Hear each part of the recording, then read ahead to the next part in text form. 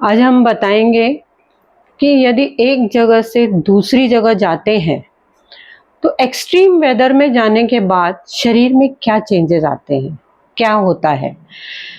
तो ऐसे एक फैमिली गई थी नॉर्थ ईस्ट घूमने के लिए 10 दिन के लिए, और उनके साथ उनका छोटा बच्चा था 3 साल का।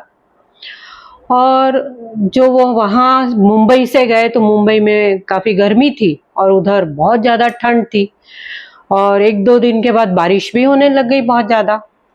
और ये जो एक्सट्रीम चेंज हुआ वेदर का, और वो 8-10 दिन घूमे फिरे, उसके साथ साथ कई जगह बर्फ़ भी बच्चे ने खा ली, और खाने पीने में भी वहाँ पर ज़्यादातर नूडल्स या पास्ता वगैरह मिलता था, वही खाते थे वो लोग। ये 10 दिन के सफ़र के बाद मुंबई आए। आने के बाद वो बच्चे के ऊपर अलग ही असर होने लगा। उसको भूख कम हो गई, खाना कम खाने लगी, चिड़चिड़ करने लगी, स्कूल नहीं जाना है कहा, और उसके साथ साथ उसको पेट में दर्द शुरू हो गया। और ये होते होते अचानक उसका वेट लॉस होने लगा। जब वेट लॉस होने लगा और तो पेरेंट्स भी डर गए, एक तो खाना नहीं खा रही, वेट लॉस भी हो रहा है। तो वो 8 दिन के बाद डॉक्टर के पास गए। डॉक्टर ने उनको देखा, सोचा कि ठीक है, ये दवाइयाँ दी कुछ, और दवाइयों के बाद उनको बोला कि 4 दिन आप दवाई लो, सब कुछ ठीक हो जाएगा। और उसको मोशन भी नहीं हो रहा था, 4-4 दिन में मोशन हो नहीं रहा था, बहुत हार्ड मोशन हो रहा था। तो डॉक्टर की दवाई ली उन्होंने और घर आए, पर 4-5 दिन की दवाई के बाद भी कोई फ़र्क नहीं हुआ। फिर किसी ने उन्हें न्यूरोथेरेपी के बारे में बताया, तो वो न्यूरोथेरेपी के पास आए।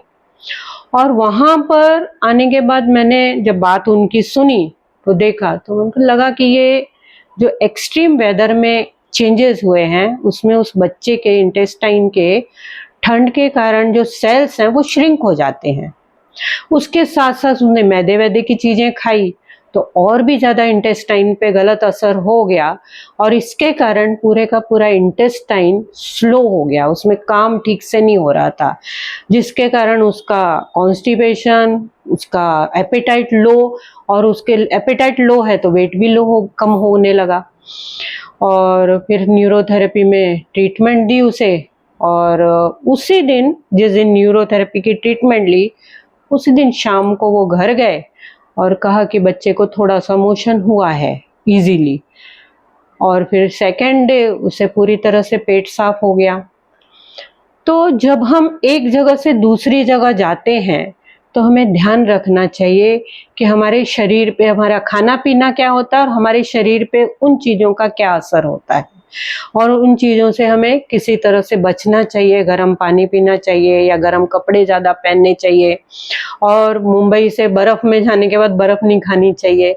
तो अगर इन चीज़ों का हम ध्यान रखेंगे तो हमारे शरीर पे जो ऐसे गलत असर हुए हैं, वो तो 3 साल की बेबी थी तो जिसका इम्यून सिस्टम भी लो होता है, इसीलिए उसके ऊपर ज़्यादा असर हो गया था। और न्यूरोथेरेपी में का ट्रीटमेंट लेने के बाद ही वो पूरी तरह से उसका वो सिस्टम, जो डाइजेस्टिव सिस्टम बिगड़ा था, इंटेस्टाइन बिगड़ा था, सारा कुछ ठीक हो गया। और इस प्रकार काफ़ी दिन हो गए, वो बच्चा बिल्कुल ठीक है, हंसता खेलता है, स्कूल जाता है, सब कुछ करता है।